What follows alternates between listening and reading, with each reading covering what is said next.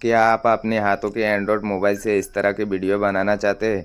मैं कैसे इस वीडियो को शूट किया और कैसे एडिट किया, पूरी जानकारी आपको इस वीडियो में मिल जाएगा।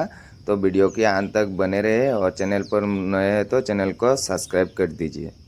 High guys, my name is Shanto. আপনারা দেখছেন শান্ত সিনেমেটিক। আমার এই চ্যানেলে আপনারা প্রতিদিন সিনেমেটিক ভিডিও শ্যুট করার বিভিন্ন ধরনের প্রসেস দেখতে পারবেন। যারা অ্যান্ড্রয়েড মোবাইল দিয়ে সিনেমেটিক ভিডিও তৈরি করতে চান তারা অবশ্যই আমার চ্যানেলটি সাবস্ক্রাইব করে বেল আইকন বটনটি টিপে রাখবেন, যাতে এ ধরনের সিনেমেটিক ভিডিও আপলোড দেওয়ার সাথে সাথে সবার আগে আপনি আমার পরবর্তী ভিডিওটি দেখতে পারেন। তো আজকে আমি এই জায়গার মধ্যে এখানে একটি অ্যান্ড্রয়েড মোবাইল দিয়ে সিনেমেটিক ভিডিও তৈরি করব এবং ভিডিওটা এডিট করারও সম্পূর্ণ প্রসেসটি আমি আজকে আপনাদের এই ভিডিওর মাধ্যমে দেখিয়ে দেবো। তো আপনারা অবশ্যই আমার ভিডিওটি স্কিপ না করে সম্পূর্ণ ভিডিওটি দেখতে থাকুন। আপনারা বুঝতে পারবেন কিভাবে অ্যান্ড্রয়েড মোবাইল দিয়ে সিনেমেটিক ভিডিও শ্যুট করতে হয় এবং এডিট করতে হয়। যারা সিনেমেটিক ভিডিও ক্রিয়েট করতে চান, তৈরি করতে চান, তাদের পক্ষে এই ভিডিওটি অনেক উপকারে আসবে। তো চলুন কথা না বাড়িয়ে এবার মূল ভিডিওটি শুরু করা যাক। तो अब मैं यहाँ पर कैमरा सेटिंग कैसे करते हैं वो दिखाता हूँ, क्योंकि सिनेमैटिक वीडियो शूट करने से पहले कैमरा सेट करना बहुत ज़रूरी है। तो पहले मैं यहाँ पर स्टेबलाइजेशन ऑप्शन को ऑन कर लेता हूँ, उसके बाद लेवल, उसके बाद गार्ड लेंस। तो अब मैं 4K रेजोल्यूशन में सेट कर चुका हूँ। अब ऑटो फोकस को लॉक करके वीडियो शूट कर सकते हैं। तो अब मैं वीडियो को शूट कर लेता हूँ। आप देख रहे हैं किस तरह की শুটিং कर रहा हूँ, मैं कैसे शूट कर रहा हूँ। আপনারাও ঠিক এইভাবে শ্যুট করবেন ভিডিওটা। তো এবার আমি এডিট অপশনে গিয়ে দেখিয়ে দেব কিভাবে এডিট করতে হয়। এখানে প্রথম আমি কাটিংয়ের কাজটা বেশি দেখাইনি, কারণ আমরা সবাই কাটিং করতে পারি। তো দেখতে পাচ্ছেন আমি এখানে প্লাস আইকনে ক্লিক করে ভিডিওগুলো সিলেক্ট করার পরে এইচডিতে ক্লিক করে আমি অ্যাড করে নিয়েছি। তারপরে যে জায়গার মধ্যে কাট লাগাতে হবে ওই জায়গাগুলো কেটে ফেলে দিয়েছি।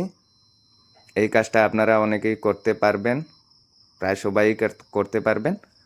তো এবার আমি কালারিংয়ের কাজটা শুধুমাত্র দেখাবো, আর স্লো মোশন আর কিভাবে ফ্রিজ করতে হয়, কিভাবে এফেক্টস লাগাতে হয়, এই কাজগুলো আমি দেখিয়ে দিচ্ছি আপনাদেরকে।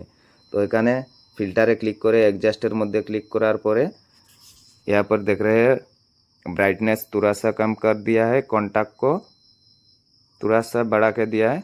उसके बाद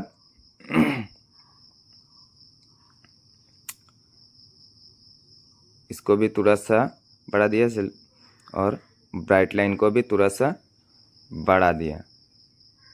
अब उसके बाद हाईलाइट को थोड़ा सा माइनस पर डाल दिया।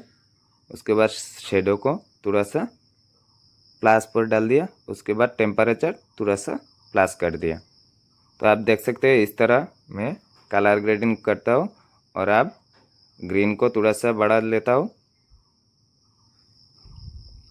আপনারাও ঠিক এইভাবে কালারটা একটু বুঝে বুঝে মিলাতে হবে, তা না হলে কিন্তু সব ভিডিওর মধ্যে সেম পজিশনে কালারটা মেলাতে পারবেন না। একটু বুঝে মিলাতে হবে ভিডিও অনুযায়ী। তো এই কাজটা কিন্তু আমি সঠিকভাবে বলে দিতে পারবো না, কারণ সব জায়গার ভিডিওর মধ্যে আলো সবসময় সমান থাকে না। তো কখনো লাইটটা কমাতে হয়, কখনো বাড়াতে হয়। তো কালারের কাজটা অনেক কঠিন কাজ হয়। তো এই কাজটা আপনারা অবশ্যই ভালো করে বুঝে তারপরে করবেন। তো এবার দেখতে পাচ্ছেন এই জায়গাটা আমি ফ্রিজ করে দেব। ফ্রিজ করে এখানে একটা এফেক্টস লাগিয়ে দেব। তো নিচের দিকে টান দেওয়ার পরে এখানে ফ্রিজ অপশন আছে, এই যে দেখতে পাচ্ছেন এই জায়গাটা ফ্রিজ হয়ে গেছে। आप वीडियो में देख सकते हैं ये जगह फ्रीज हो चुका है। तो अब मैं स्लो मोशन को एक्टिव कर लेता हूँ। तो जिस जगह पर स्लो मोशन एक्टिव करना है वो पहले सिलेक्ट करना है। उसके बाद स्पीड पर क्लिक करके स्कार्प पर क्लिक करके एडिट ऑप्शन पर क्लिक करना है। उसके बाद एक एक करके मैंने जिस तरह की ऐड कर रहा हूँ इस तरह ऐड करके आपकी চাহিদা মতো এই ভিডিওটাকে স্লো মোশন দিয়ে দেবেন। যেভাবে স্লো মোশন দিলে সুন্দর হবে, আপনি এই কাজটা আপনার চাহিদা মতো বুঝে বুঝে করতে হবে। তো আপনি দেখতে পাচ্ছেন আমি কিভাবে স্লো মোশনটা অ্যাক্টিভ করে দিয়েছি। আপনারা আপনাদের পছন্দ মতো স্লো মোশনটা লাগা। তো আমার স্লো মোশনের কাজটা শেষ প্রায়। এবার আমি বেটার কোয়ালিটিতে এটা মিনিমাইজ করে নেব। তো নিচে অপশন দেওয়া আছে, এখানে স্মুথ স্লো মোশন বেটার কোয়ালিটির মধ্যে ক্লিক করে টিক মার্কের মধ্যে ক্লিক করে দিতে হবে। তারপরে এখানে কিছু সময় প্রসেসিং নেবে, অটোমেটিক এটা স্লো মোশন বেটার কোয়ালিটি হয়ে চলে আসবে। তো এবার দেখতে পাচ্ছেন আমি সেম প্রসেসে বাকি সব কটা সিন কালার গ্রেডিং করে নেব। তো এই কাজটা আমি ভিডিওটা লম্বা হয়ে যাবে করে একটু ফাস্ট দেখিয়ে দিচ্ছি এবং মোটামুটি একটা দেখিয়ে দিচ্ছি। সেম প্রসেসে কালারগুলো করতে হবে, আপনারাও বুঝে বুঝে কালারটা করবেন।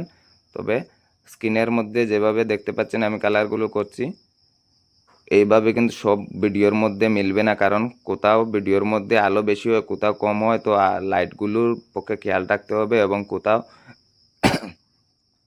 কালার বেশি থাকে কোথাও কম থাকে, এই জিনিসটাও লক্ষ্য রাখতে হবে। তো এই জিনিসগুলো খেয়াল করে কালারের কাজটা করতে হয়।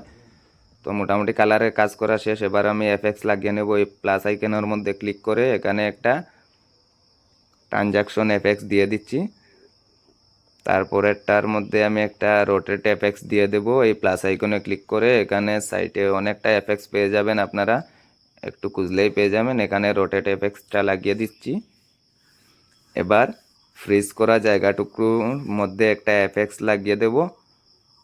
তো এখানের মধ্যে একটা এফএক্স কি লাগাবো, তো এই এফএক্সটা বেটার হবে। দেখতে পাচ্ছেন এফএক্সটা লাগিয়ে গেছে। ভিডিওটা একবার চালিয়ে দেখে নেই কীভাবে হয়েছে এফএক্সটা। মোটামুটি একটা হয়েছে কিন্তু পারফেক্টভাবে হয় না, এটা টাইমলাইনটা আর একটু বাড়িয়ে দিতে হবে। তো আবার এই এফএক্সের মধ্যে ক্লিক করে এখানে দেখতে পাচ্ছেন আমি টাইমলাইনটা একটু বাড়িয়ে দিয়েছি যাতে আরও বেটার কোয়ালিটি হয়ে মুভ করে এই পিকচারটা। এবার দেখে নেই কীভাবে হয়েছে।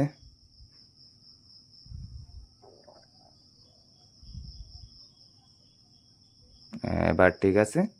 তো এইভাবে আমি ভিডিওগুলো এডিট করি, আপনারা দেখতে পাচ্ছেন কিভাবে আমি কাজটা করেছি। এবার আমি এক্সপোর্ট বটনে ক্লিক করে এখানে 4K রেজুলেশন এবং 60 fps এবং হাই পিকচার কোয়ালিটি মোডে দিয়ে আমি এটা এক্সপোর্ট করে নেব। তারপরে নিজের পছন্দ মতো একটা সং অ্যাড করে এটা আমি আপলোড দিয়ে দেব। আর আপনারা এ ধরনের ভিডিও সবসময় দেখতে আমার চ্যানেলটা সাবস্ক্রাইব করে বেল আইকন বটনটি টিপে রাখবেন, যাতে ভিডিও আপলোড দেওয়ার সাথে সাথে সবার আগে আপনি আমার পরবর্তী সিনেমেটিক ভিডিওটা দেখতে পারেন। তো ততক্ষণ আমার সঙ্গে থেকে ভিডিওটা দেখার জন্য আপনাদের সবাইকে ধন্যবাদ।